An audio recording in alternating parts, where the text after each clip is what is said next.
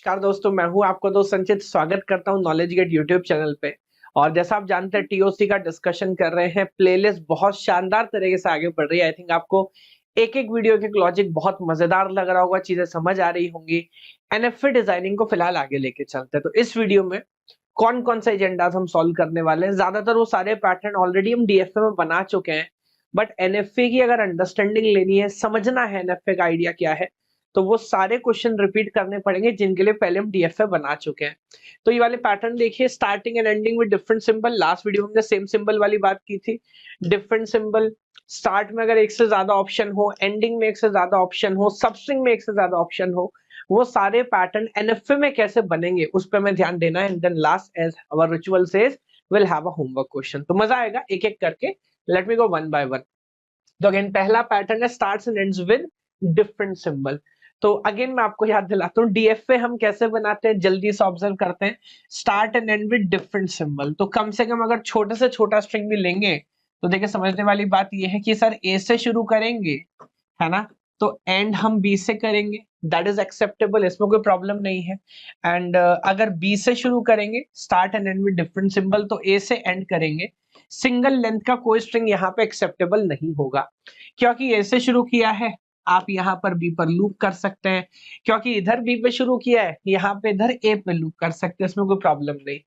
Single ए के बाद अब आपने शुरू कर लिया ना ए से, और उसके बाद मान लीजिए ए आता रहेगा, तो इन दोनों में आपस में फिलहाल कोई लेना देना है नहीं, because start and and with different symbol है। तो बी से शुरू किया है तो खत्म, ए से ही करेंगे। हाँ, ये बात ठीक है। अगर ए से शुरू करता रहा और ए आता रहा तो मैं क्या करूंगा, यहीं पे वेट करूंगा। बी आ गया था, दोबारा ए आया, मेरे को वापस आना पड़ेगा और कोई ऑप्शन नहीं है। सिमिलरली यहाँ पर भी एक बी के बाद मल्टीपल बीज आ रहे हैं, मैं यहाँ पे वेट करूंगा। अगर ए आ गया था फिर भी आया, आई कम बैक, क्योंकि बी से शुरुआत हो चुकी है। अब अगर एक्सेप्ट होगा तो फाइनल में ए ही आएगा, नहीं आ रहा तो मैं थोड़ा सा वापस आ जाऊंगा। सिमिलरली यहाँ देखिए, क्योंकि ए से शुरुआत हो गई है, फाइनली बी आएगा, मैं फाइनल पे जाऊंगा। अगेन उसके बाद वापस आना है, आई कम बैक। ये एक अंडरस्टैंडिंग थी डीएफए की। अब यही काम एनएफए कैसे करेगा। एनएफए थोड़ा स्मार्ट है, स्ट्रीट स्मार्ट है ना। तो वो कैसे करता है सर, वो क्या बोलेगा, पहले आप मुझे पैटर्न बता दो क्या है। ए से शुरू है तो बी से एंड होगा, ये लीजिए। ए से अगर शुरू कर रहे हैं तो बी से हम कर देते हैं एंड, और ये हमारा हो गया फाइनल स्टेट। सिमिलरली बी से शुरू करेंगे तो सर एंड करेंगे ए से, है ना, और ये हमारा हो गया final state.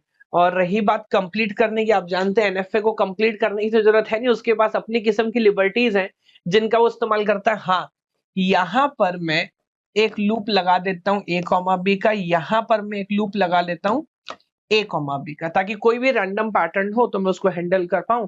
And I think that will be all. क्या इनिशियल पे कोई लूप लगाने की जरूरत है? नहीं। क्या फाइनल पे कोई लूप लगाने की जरूरत है? नहीं। अब आप सोचेंगे ये ऐसे अगर करेंगे सर, वो ऐसा करेंगे तो क्या होगा, सारे पॉसिबल पैटर्न इसमें आ जाएंगे। पॉइंट्स देखिए, सोचने की बात किया है, फिर से याद दिलाता हूँ। और ऊपर वाला पैटर्न हटा देता हूँ ताकि इस पर आप ज्यादा कॉन्सेंट्रेट कर पाए। एनएफए के अंदर जब कोई स्ट्रिंग एक्सेप्ट होता है ना, तो सोचने की बात यह है, क्या वो हर पॉसिबल कॉम्बिनेशन में एक्सेप्ट होना चाहिए? नहीं, ऐसा जरूरी नहीं है। कहने का मेरा मतलब ये है, मान लीजिए मैं एक स्ट्रिंग लेता हूं, एक स्ट्रिंग है A be something like this. तो मैं बोल सकता हूं, आप बोल सकते हो सर ऐसा भी तो हो सकता है, A and then B and then A and then A and then B, और ये तो यही पे एंड हो जाएगी, एक्सेप्ट ही नहीं होगी। लेकिन सोचने वाली बात क्या है, एनएफए बोलता है string is said to be valid अगर एक भी ऐसा पॉसिबल ट्रांजिशन है जहां पर आप इनिशियल से स्टार्ट करके फाइनल पे एंड करें तो मैं उसे वैलिड मान लूंगा। This is the idea. तो हाँ, तो पॉसिबल है, ए पे स्टार्ट करूंगा, बी ए ये सब घूमता रहूंगा, जैसे बी आएगा I go to the final state. So there you see, this is the idea. कितना स्मार्ट और कितना सिंपल है। ये एक परफेक्ट एनएफए है जो इसी आइडिया को डिपिक्ट कर रहा है। एक अगेन सवाल जो शायद मैंने पहले भी आंसर किया है, आपको कैसे पता कि कब हमें लूप करना है, कब हमें आगे बढ़ना है? क्योंकि हमको पता है। दोबारा ध्यान रखिए, एनएफए हम बना क्यों रहे हैं। क्या रियलिटी में आज भी जो मशीन्स हमारे पास हैं, क्या वो नॉन डिटर्मिनिस्टिक नेचर की है? नहीं, वो नॉन डिटर्मिनिस्टिक नेचर की नहीं है। पॉइंट सिर्फ इतना है कि इसको बनाना आसान है और बाद में हम इसको डीएफए में कन्वर्ट कर सकते हैं। तो क्यों ही हम डायरेक्ट डीएफए या मिनिमल डीएफए के बारे में सोचें, एनएफए बना लेते, उठा के बाद में कन्वर्ट कर लेंगे। सो this is a final machine I think. इसमें कोई प्रॉब्लम नहीं है। जो start and and with different symbol, कुछ लोग हो सकता है इसमें और भी कुछ फर्दर ऑप्टिमाइजेशन करने की कोशिश करें। जैसे कई लोग, मैं कई बार पढ़ाता हूं तो बहुत सारे बच्चे इस तरह का कुछ बनाते हैं, something like this, something like. Sir फिर ये डबल डबल रास्ते पे क्यों ले रहे हैं, सीधे कंक्लूड कर दो, ये गलत हो जाएगा। क्यों? आप इस पे एक बात ध्यान रखिएगा, मेरी वैलिड स्ट्रिंग हर बार एक्सेप्ट हो जरूरी नहीं है, बट एक बार हमेशा एक्सेप्ट होगी। लेकिन एक इनवैलिड एक्सेप्ट करके दिखा दो। आप एक ऐसी स्ट्रिंग इसमें पार्स करके दिखा दो कि जो स्टार्ट और एंड विद सेम सिंबल और इसमें एक्सेप्ट हो जाए, नहीं होगी सर। अगर फाइनल पे पहुंची है तो ए से स्टार्ट हुआ है तो बी से एंड हुई होगी, बी से स्टार्ट हुई है तो ए से एंड हुई होगी, ये बात तय है। लेकिन यहाँ पर मान लीजिए ए आया और एक बार और ए आ गया तो भी एक्सेप्ट हो जाएगी, इसका मतलब ये वाला पैटर्न वैलिड नहीं है। आई थिंक फॉलो कर पा रहे हैं। अगले पैटर्न पे चलते हैं। अब यहाँ पे मैं ऑप्शंस दे रहा हूँ, एक ही जगह वैसे तीनों आइडियाज कवर हो जाएंगे। आइडिया देखिए क्या है। आप अगेन मैं बोलूंगा वीडियो पॉज करो, खुद से ट्राई करो, because these are not PYQs. ये तो क्रिएटिविटी वाला पॉइंट है। जितने ज्यादा मशीन बनाओगे विद टाइम आपकी उतनी ही ज्यादा अंडरस्टैंडिंग चीजों के ऊपर डेवलप होगी। तो क्या बोल रहा है देखो, बोल रहा है स्टार्टिंग में चॉइस दे रहा है either triple A or triple B, but बोल रहा है एनएफए। तो ऑलरेडी हमने इस तरह के पैटर्न पे एनएफए बनाए हैं। अगर मैं डीएफए ऑलरेडी हम बना चुके हैं, मेरे ख्याल से आप चाहो तो दोबारा रेफर कर सकते हो। चॉइस बताओ क्या है सर? एक चॉइस तो है ट्रिपल ए की। अच्छा एक बात मैं और कंक्लूड कर दूं लास्ट वाले क्वेश्चन में, in the long run you will understand. NFA में अगर आप चाहो तो एक से ज्यादा फाइनल स्टेट लगा सकते हो, मेरे को कोई इशू नहीं है। बट फैक्ट ये है कि क्या एक से ज्यादा फाइनल स्टेट्स लगाने की जरूरत है? जरूरत नहीं है। बिना more than one final state के भी काम चलाया जा सकता है। हालांकि फिर आर्ग्यूमेंट यही है कि एनएफएम बना क्यों रहे sir? For sake of simplicity. तो मैं आपसे ये एक्सपेक्ट नहीं कर रहा कि आप उसको सिंप्लीफाई करने के लिए या आप उसको इंप्रूव करने के लिए, ऑप्टिमाइज करने के लिए कम फाइनल स्टेट लगाओ। आपका मन ज्यादा लगाने का, ज्यादा भी लगा सकते हो। आमतौर पे आपको ज्यादा लगाने की जरूरत पड़ेगी नहीं। Fair enough. तो ये देखिए, हाँ triple A and triple B. So let me have triple A. पहले जो मुद्दे की बात है उसे कंप्लीट कर लेते हैं। स्टार्टिंग में बोल रहा है ना, yes, and then let me have triple B. दो ही रास्ते हैं sir, like this and there you see. क्योंकि स्टार्टिंग की बात है, लास्ट में लूप लगा देता। I think that will be all. Sir वो अगर क्यू नॉट के बाद ए आए और फिर बी आए तो क्या करें? मेरे को क्या लेना देना, आप दोबारा समझिए। एनएफएस क्या हर पैटर्न पे रिस्पॉन्ड करते हैं? नहीं करते। एनएफए ना तो कंडीशन है कि एक से ज्यादा मूव नहीं ले सकते, एक से ज्यादा मूव भी ले सकते, और मूव लेना मैंडेटरी भी नहीं। दोनों ऑप्शंस मेरे पास हैं, मैं सिर्फ उस पर रेस्पॉन्ड करूंगा जो एक्सेप्ट होने वाला है।